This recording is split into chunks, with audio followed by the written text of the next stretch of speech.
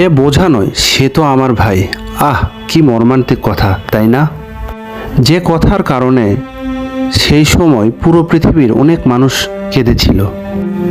শবদারের পাশে দাঁড়িয়ে থাকা ছেলেটি একটি ঐতিহাসিক আলোকচিত্র, যা 1945 সালের অক্টোবর মাসে জাপানের নাগাসাকিতে তোলা হয়েছিল। 1945 সালের 9 আগস্ট পারমাণবিক বোমা বিস্ফোরণের পরপরই ছবিটি ধারণ করা হয়। ছবিটিতে প্রায় 10 বছর বয়সী এক ছেলেকে দেখা যায়, যার মৃত ছোট ভাই তার পিঠে বাঁধা রয়েছে, আর সে শবদারের সামনে দাঁড়িয়ে অপেক্ষা করছে তার ভাইয়ের সৎকারের পালার জন্য। বন্ধুরা, আসুন তাহলে মূল কথায় আসা যাক। দ্বিতীয় বিশ্বযুদ্ধ ছিল মানব ইতিহাসের অন্যতম ভয়াবহ ও বিধ্বংসী যুদ্ধ। এটি প্রধানত দুই পক্ষের মধ্যে সংগঠিত হয়েছিল, একটি হলো অক্ষশক্তি আর একটি মিত্রশক্তি। এ যুদ্ধে প্রায় 7 কোটি মানুষের মৃত্যু হয়। যুদ্ধের একবারে শেষ প্রান্তে এসে আমেরিকা 1945 সালের 9 আগস্ট জাপানের হিরোশিমা এবং নাগাসাকিতে পারমাণবিক বোমার বিস্ফোরণ ঘটায়। এতে প্রায় কয়েক লক্ষ মানুষ মারা যায়।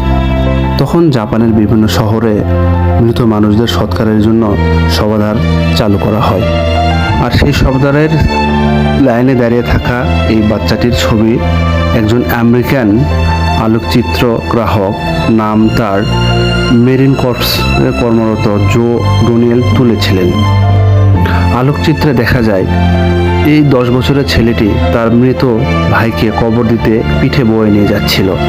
একজন সৈন্য তাকে লক্ষ্য করে এবং মৃত শিশুটিকে বোঝা বলে তাকে ফেলে দিতে বলে, যাতে সে ক্লান্ত না হয়। ছেলেটি তখন জবাব দেয়, সে বোঝা নেই, সে আমার ভাই। সৈনিকটি বুঝতে পেরে কান্নায় ভেঙে পড়ে। সেই থেকে ছবিটি জাপানের ঐক্যের প্রতীক হয়ে ওঠে। এটি তাদের নীতিবাক্য হয়ে যায়, সে বোঝায় নয়, সে আমার ভাই।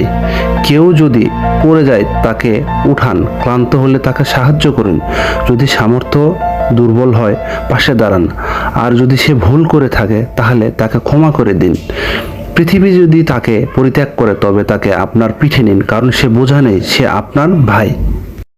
বন্ধুরা, আমার ভিডিওটি ভালো লাগলে আমার চ্যানেলটিকে সাবস্ক্রাইব করবেন প্লিজ।